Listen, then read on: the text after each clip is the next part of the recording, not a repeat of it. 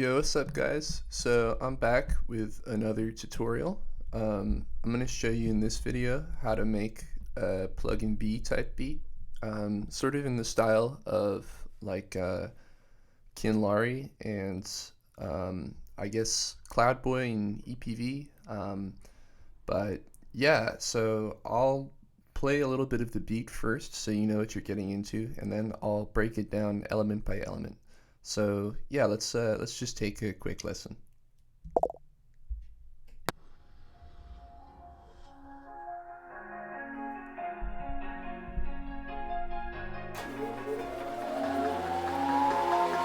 Lucas.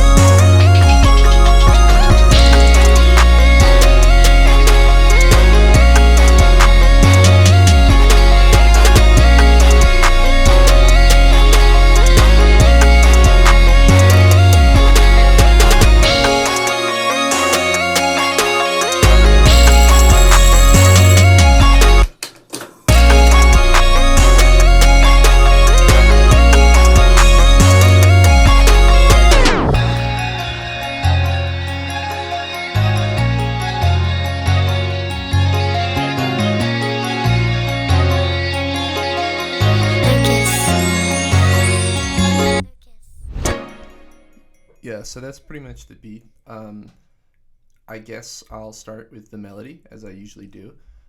So let's go to, this is the first pattern I made. Here is the MIDI for that, and I'll just play it so you can hear what it sounds like.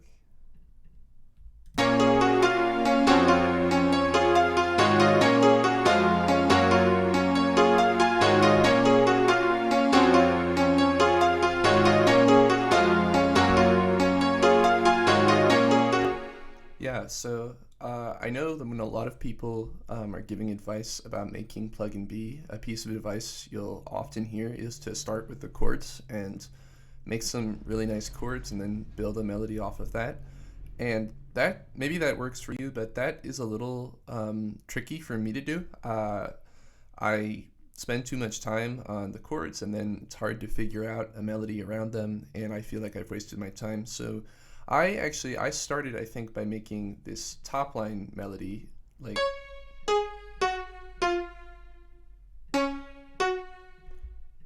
that, and then I built a bass line around it, which is like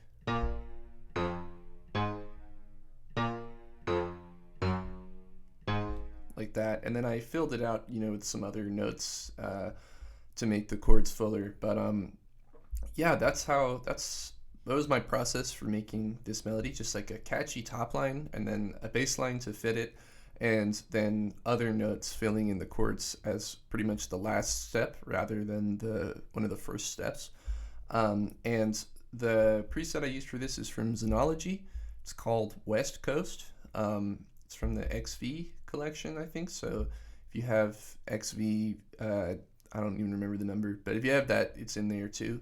And I didn't do anything for mixing on this. It sounded pretty nice as it was, so I just left it like that. Then the next pattern is this one here. I copied the MIDI from the first pattern, and I think I may have adjusted the velocity a little bit, like the overall velocity, and moved everything down a little bit. But it's the same MIDI, and it sounds like this. Oops, it sounds like this.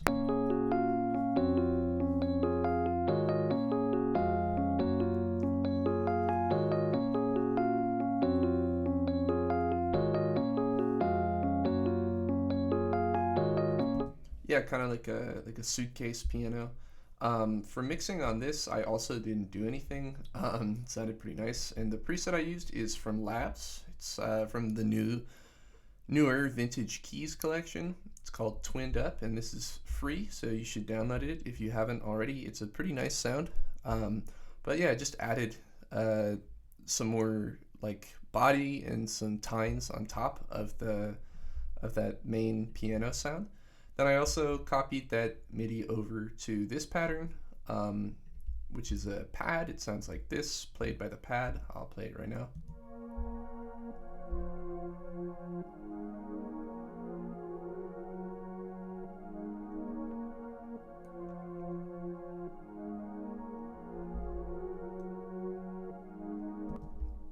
Yeah, and for mixing on that one, I just did some EQ. Sounds like this without the EQ. Just softens it up a little bit, cuts out some frequencies that were clashing with the other pianos, and the preset I used for that is from Purity. It's OB8 in slow synth. I use this preset all the time just to add a little bit of space to like those main chords. And yeah, that's pretty much that for the chords. And for the two main like electric pianos, I have them playing the whole time, and then I like alternate this pad in certain sections and don't have it playing in other sections. So then the next thing I added is right here. This is like kind of like a bass line that I put in, but it doesn't play like super low bass notes, but it kind of gives some movement to the melody. So that pattern sounds like this.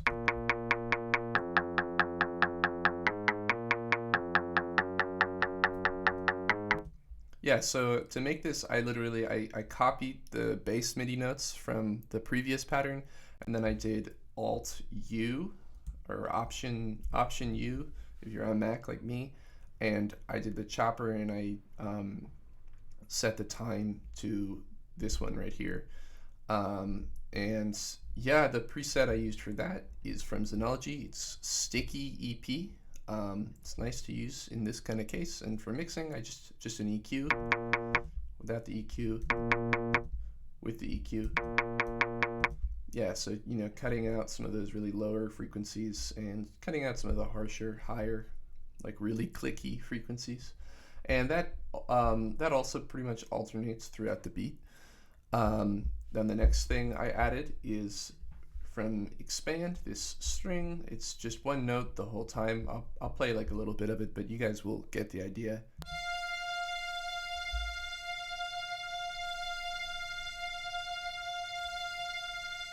Yeah, it just plays over 8 bars. I used big legato strings from Expand. For mixing, I didn't do anything again. It already sounded pretty clean. Yeah, and so then next I've got these bells from Omnisphere. I'm gonna load the preset. It's Glocken Celeste, and I don't think I did anything to edit the preset in Omnisphere. It plays this melody.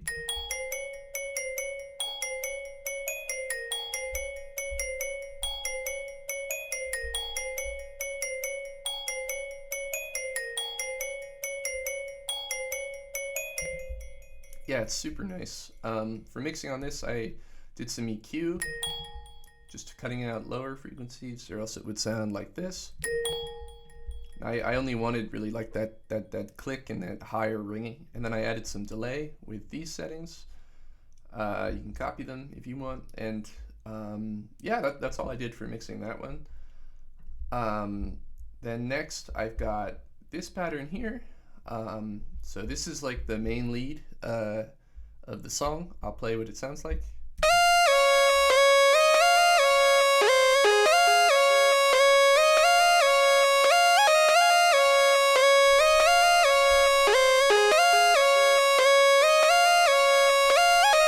And I have some sections where it plays an octave lower, which just sound like this.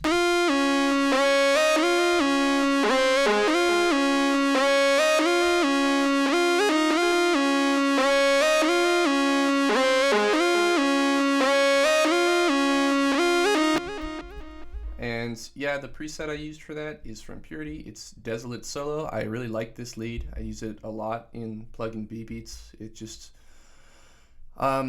interesting to listen to. It's like a more dynamic sound, so it like changes over time in a way that I think is cool, and it just sounds nice. And for mixing, I have some subtle EQ. I'm just boosting right here. and the highs, and I'm cutting the lows. Without the EQ, it wouldn't sound that much different. It'd sound like this.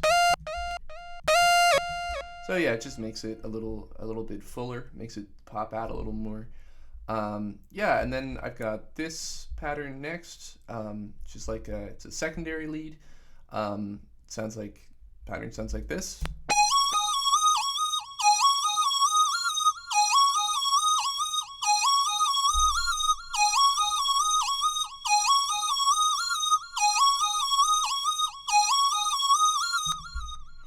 Yeah, that's the MIDI for that.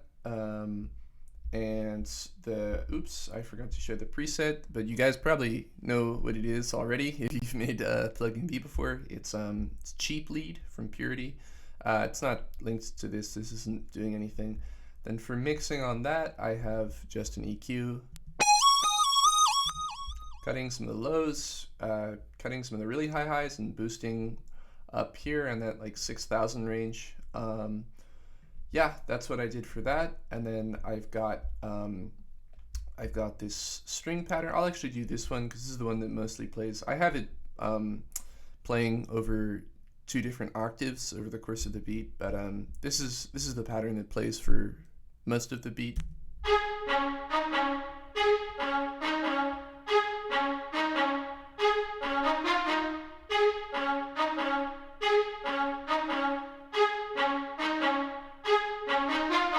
And then pitched up an octave, it would sound like this.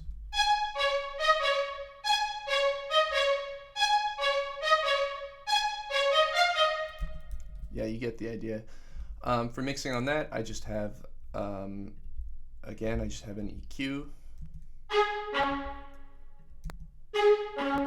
Makes it a little bit tighter, in my opinion. Just makes it sound a little nicer.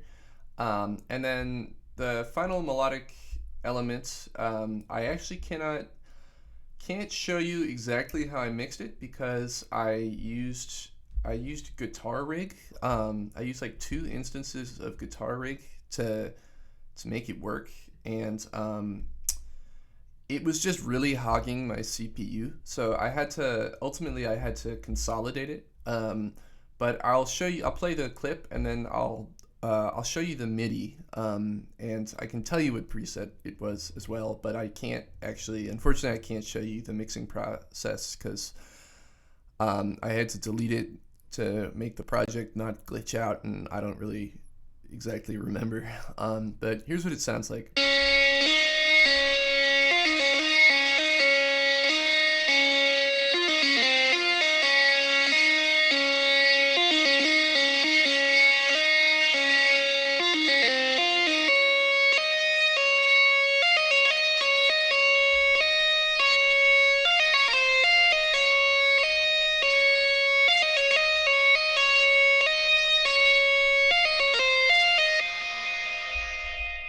Yeah, that's that.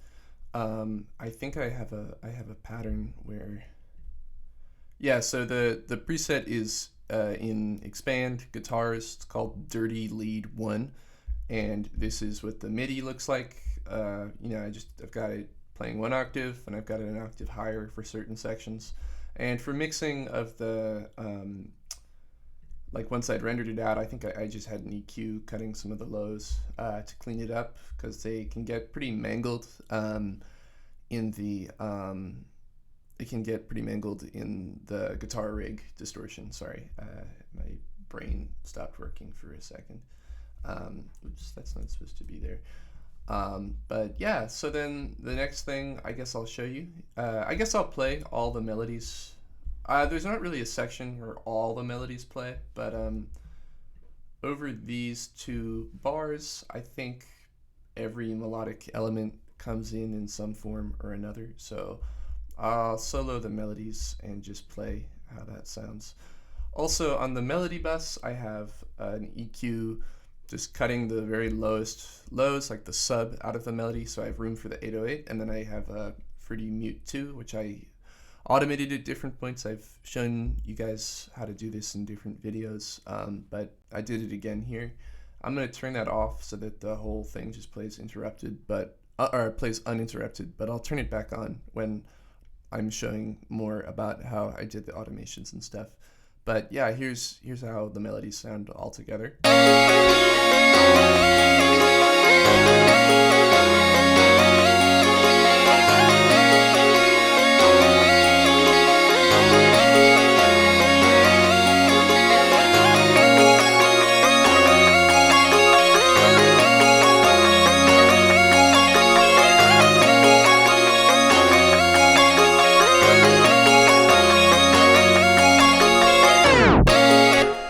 Sorry, the gross beat tape stop came in at the end, but that's pretty much what it sounds like.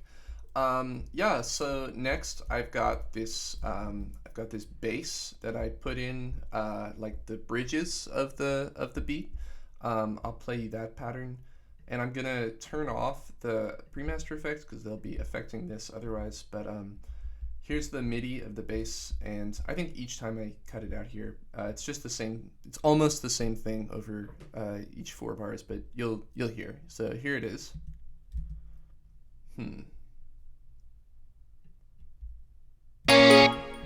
Oh, I know what's going on. Sorry about that.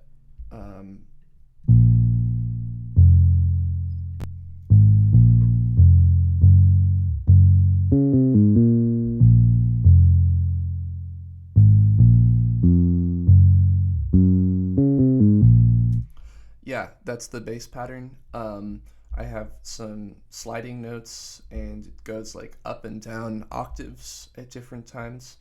And so what I used for this bass sound, it's kind of funny. It's like the electric bass sound font from Donkey Kong or Banjo-Kazooie Donkey Kong video game. My friend Tekken gave me this sound font, and it's a pretty good sound font, so shout out to him. He's a really good producer. One second, I've got to plug my computer in because I've got low battery. There. Yeah, and for effects on this, I have guitar rig. I have this preset fingered bass deep, and then I have some OTT with these settings to make it sound just like fuller. Without the effects, it would sound like this. Yeah, it's just a lot like bassier in my opinion this way. So that's the bass, and then next I can show you the 808. 808 pattern. I have 2 808 patterns. This is the first one. I'll play it.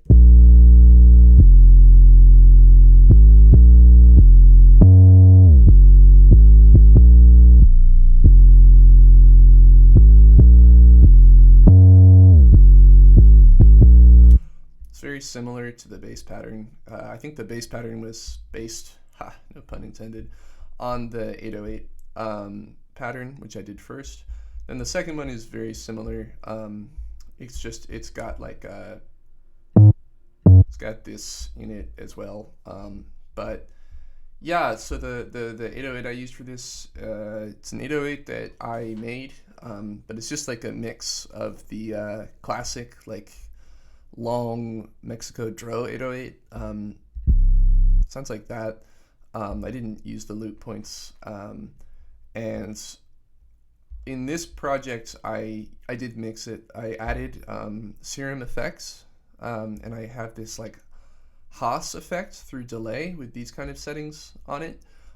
This is one of my favorite ways to add like stereo information to 808s because it has like a filter built in, so you can like you can not worry about having too much stereo in the really like the low sub frequencies, because that can cause issues in your mix, but you can get around them by making stereo this way. Then I have an EQ that's not doing anything, so I'll delete it. Sorry, I just had to hiccup. Then I turned the stereo separation down just a bit because the 808s were a little bit too wide. But yeah, that's the 808s. And then I have this hi-hat pattern. This hi-hat, it's like an edited version of a pretty common hi-hat that I made a while ago. It'll be in my new kit once it's finished. And this is what the pattern looks and sounds like.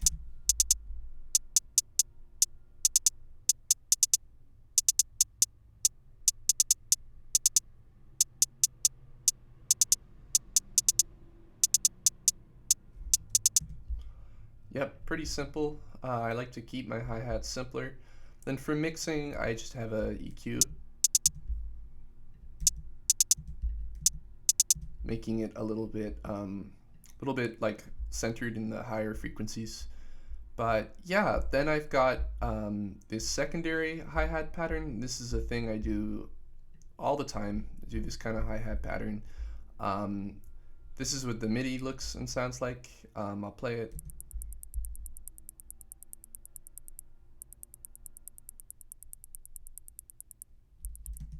Yep, it's just the same thing. For mixing on that one, let me see if I can find the channel. Yeah, I have this EQ. Then I have Pancake, doing some panning on this setting so that it, it goes left to right in a interesting way. Then I have some delay with the very short delay, like the shortest it can get, basically. Some feedback, very low wet value, and very high diffusion value, and that just adds some space to the hi-hats, so they're not just like clicky. Then I've got this EQ, which might not have been necessary, but I added it. So without the effects, it would sound like this. With them, it sounds like this. Just a little more atmospheric, in my opinion. And yeah, it's just a classic Mexico drill hi-hat. If you ever downloaded a pluggnb drum kit, you have this hi-hat, and yeah, that plays alternating 8-bar sequences. Then I have a clap. It's just the most basic pattern, except I took out the second. Like every other clap hit I took out, so it sounds like this.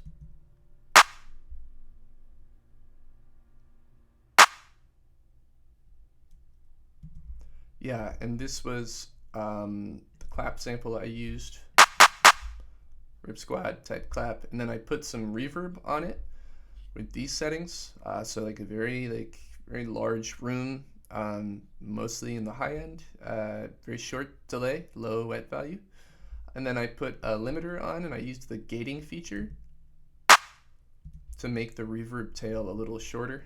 But yeah, that's the clap. So then next I have a snare. This is another pretty classic snare. It's this one. This is the pattern. I'll play it with the metronome because otherwise it might be hard to hear like where the snare is actually hitting. But this is what it sounds like.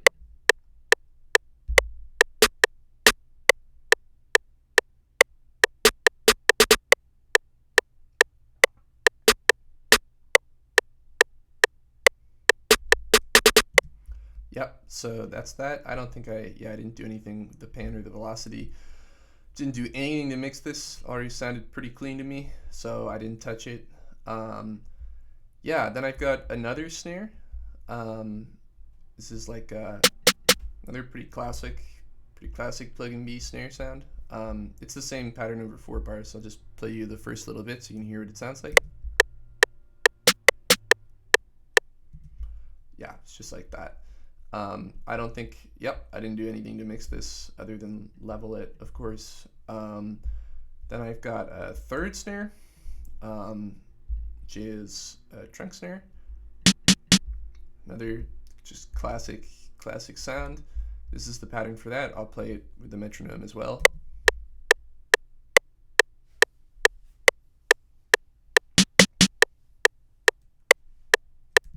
Yep, that's it. And that plays, that plays pretty much every pattern. Then I have a rim. It's this rim. Didn't do anything to mix this either. I don't want you guys to think I'm lazy, but I'm just being honest. This is what this pattern sounds like.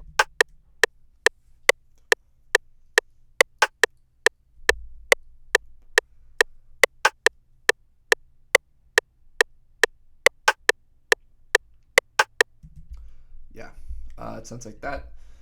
Looks like that. Then I've got a crowd chant.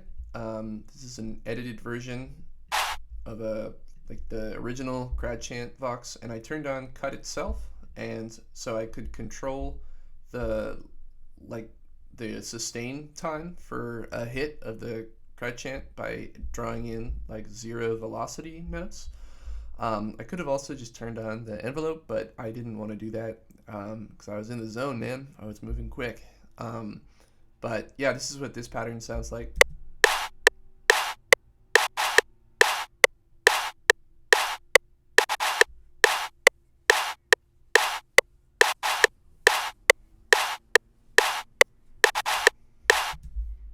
Yep, pretty simple. I don't think I did anything to mix this. No, I did not. Then I got this pattern. I have this rim here. I really like using this one recently. And this just plays like at the end of like the 8-bar section. Sounds like this. Yeah, and so I did this with the velocity to make like kind of a roll, and I turned on cut itself as well, so they wouldn't, the hits, like the really fast consecutive hits, wouldn't like bleed into each other. And yeah, then I have in some sections I have this open hat pattern. It's with this. This is like an edit that I made of the classic 808 Mafia hat. I think it's pretty clean. But that pattern sounds like this.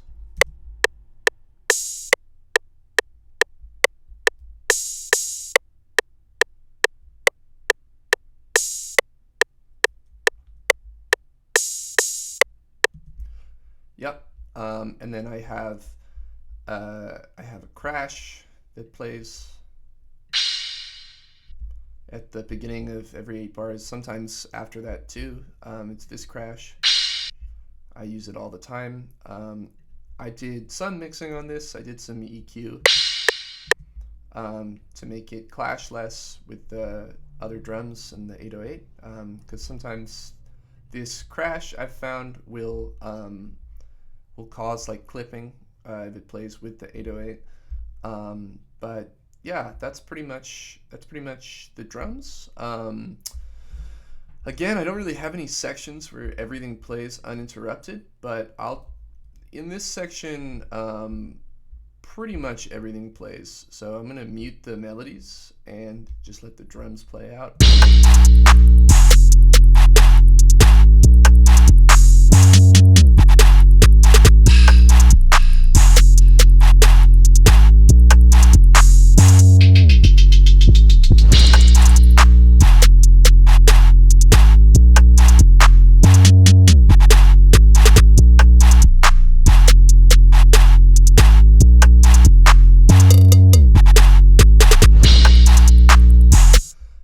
That's what that sounds like. And I didn't show, I'll show the effects now because you just heard them.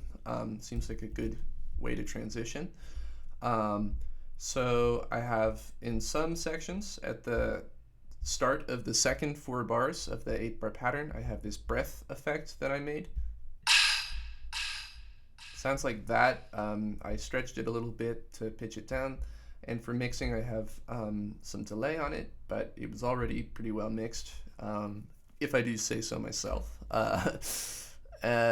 So I didn't feel like I had to put too many extra like EQs and compressors on it or anything. Then I've got this like whoosh effect. Use this like all the time, leading into like 8-bar patterns or when the 808 comes in. Then I've got a lot of other effects as well. Like I've got this like gas stove effect, but I sort of, you can see here, I like cut it off and faded it out for this section.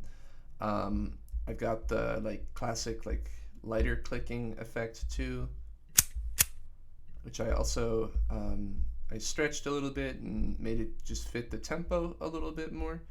I've got this whoosh effect that goes into like the bridges. Sounds like that. And I did edit this one a bit. I have a convolver with these settings on it, and then I have bunch of EQ doing random stuff. Without any of those effects, it sounds like this. Then with them back on, just to compare, it sounds like this. So yeah, I thought it sounded like smoother that way. Then I've got the like dro white noise effect playing at the like intro and the bridges.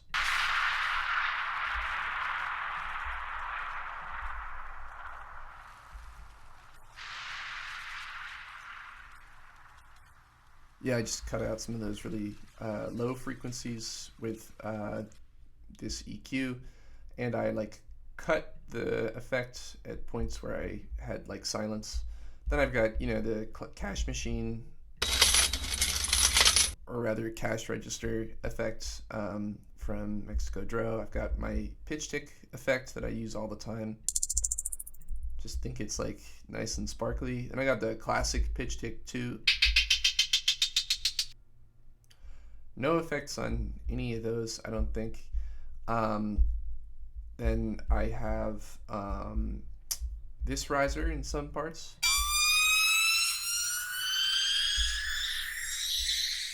And I cut it short where I needed to cut it short. And then I've got these like chimes that I stretched out to be deeper and to fit the BPM.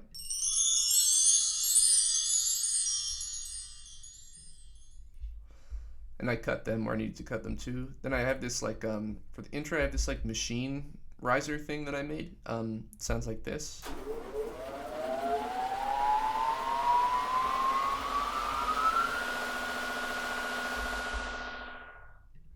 Yeah, it's pretty cool in like intros and stuff, especially if you have like an intro with like a lot of filters and stuff, which I do, as you heard. It like, I don't know, it just kind of fills out the frequency spectrum in a nice way. And I've got this camera effect, very simple, very classic. I EQ'd that one a little bit. Whatever. Sorry. I EQ'd it just a tiny bit. Then if I turn off the EQ, sounds like it's just a little bit like harsher. So I smoothed it out. And then, yeah, that's pretty much all the effects except my my tag, X models tag that I put in for like this section here. Then this tag I've been using, which I got it from like a hardstyle kit. For death and glory. I stretched it out a little bit so it would fit the tempo and be a little deeper. And yeah, that's pretty much it for effects. One thing to note, I have a ton of effects here. Some of these, like my tag, and I also have a school bell effect that I use a lot. It plays at certain points, or I think just once actually. Sounds like that. I don't think I did anything to process it. But one thing to note is that like some effects I have routed to the pre-master, so they'll be affected by all of these things, and some I have routed straight to the master channel, like this machine riser. I think my tag as well is routed straight to the master, and then I think, yeah, the like whooshes, I don't want them to be affected by the like tape stop effects or anything like that, so I have those routed straight to the master, so they skip over all of these and just have these effects on them. And yeah, now I can talk about like what I put on the pre-master. I have, so for the intro, I automate the mix of a reverb with this setting, phaser with these settings, fruity love filter. This is low pass too. I always use this, and I automated the cutoff on that as well. And then I automate the volume, and I have an EQ where I automate the cutoff of the low cut frequency, just to make it quieter when it's coming in. Then I bring the phaser and the reverb back at different points throughout the song. Then I have a gross beat, And I automate the position to be on one of these. I think I've shown you guys how to do this in other videos. So I have one tape stop and one like kind of like startup spin thing. And yeah, that's pretty much all the effects. And for arrangements, I just try to have like the energy build up. I have an intro, then I've got like a verse where the energy builds up, high energy chorus, bridge, and then basically the same thing again, but a little bit different, less effects the second time around. And then the outro just fades out with a lot of elements like high energy playing. Then this is the mute bus, or the mute on the melody bus, which I automated to just like completely cut the melody at various points. And yeah, I wanted to I tried to swap in and out different drum elements too, and this is always like a problem in my tutorial videos, is that I like cut the patterns up so much it's hard to just like showcase them. But I cut them up and changed them around at points, mostly just cutting them at points where I thought it would like help the energy of the track. I added like whatever effect or tag I wanted there. And yeah, that's pretty much what I try to keep in mind when I'm arranging a beat, is just how can I keep the energy going. And truth be told, I do the arrangement before I even start the drums in a lot of cases, or at least before I try to arrange the drums or like add drum switch ups and stuff. I just try to arrange the whole beat, using the melody and different like effects and automations and stuff. So I had like already arranged pretty much all of this by the time I started doing drums in this case. I just find that it's like a lot easier to keep the flow going that way. Often like if I like really like flesh out a loop, then if I want to add like variation in my song, like sections where I don't have everything that I put in the loop playing will sound like very empty to me, and it's discouraging. So I try to make beats with like the entire song as an end product in mind. And for me, that means arranging everything as like an earlier step. But yeah, so I'll also show you the mastering that I did. So I have an EQ adjusting, like boosting and cutting frequencies that I thought didn't sound good. These cuts here are like harsh frequencies in the high end, mostly from hi-hats and other percussive elements that were really resonating. Then I boosted the high in general because I wanted it to be like airy and bright. Then I boosted right here around where the like fundamental frequency of the clap is, and I boosted the sub. Then I have a high-low cut, cutting out frequencies you can't hear below like 28 hertz and above 18,000 hertz, just because you can't really hear those, and they gives you more like stuff to make, gives you more headroom. So just like you can make everything that you can hear louder if you don't have, without clipping, if you don't have those super high or super low frequencies in there. Then I used Big Clipper. I've been liking using this a lot. It's a good clipping plugin. I have these settings. So this is like the input gain. This is like at what level it starts clipping or distorting, basically. So I turned that down a little bit. Then this adjusts like the hard to soft clipping of like the top and bottom of like the waveform. So it's like I think it's like a bipolar kind of clipping thing. So I have the top is like a little harsher than the bottom, just because it sounded good to me.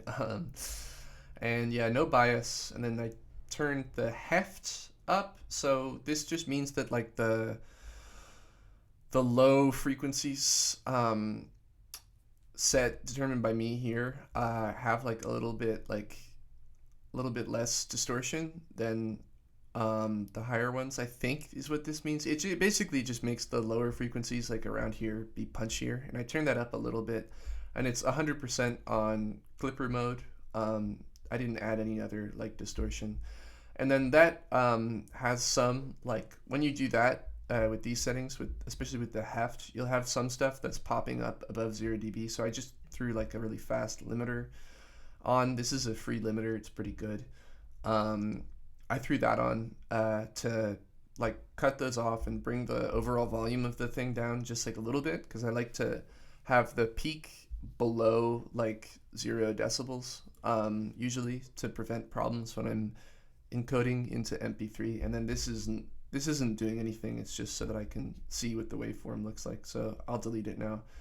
But yeah, that is that's pretty much the beat. So yeah, let me know if you have any questions or there's anything else you want me to make or explain in the comments, and like and subscribe. And yeah, I'll play the beat now and then I'll end the video. But yeah, thanks again for watching, guys. Here's the beat.